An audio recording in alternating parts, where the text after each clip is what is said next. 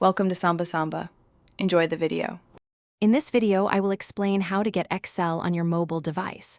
First, head to your device's App Store, whether it's the Apple App Store or Google Play. Search for Microsoft Excel and download the official application. Once installed, open the app and sign in with your existing Microsoft account. This step is crucial for accessing all features and syncing your files across devices. If you don't have an account, you can easily create one for free. This simple process gets you started quickly. Once you have Excel on your mobile device, you unlock a world of productivity. You can effortlessly create new spreadsheets, edit existing ones, and view your data with clarity.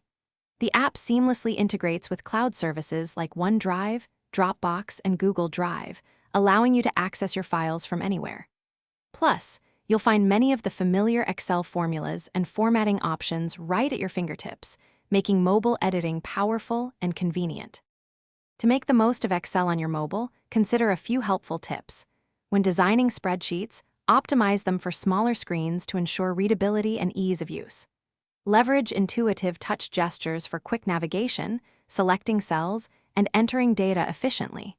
It's also a good habit to save your work frequently, especially when making significant changes, to prevent any potential data loss. These practices will enhance your mobile Excel experience. For more advanced usage, mobile Excel supports real-time collaboration, letting you work with others on shared workbooks simultaneously.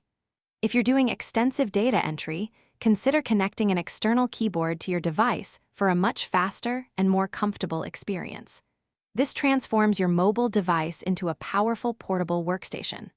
Also, for those looking to streamline their daily routines, check out the description for a link to some fantastic leak-proof meal prep containers and other great deals. They can really simplify your week. Thanks for watching. Consider subscribing if we helped you.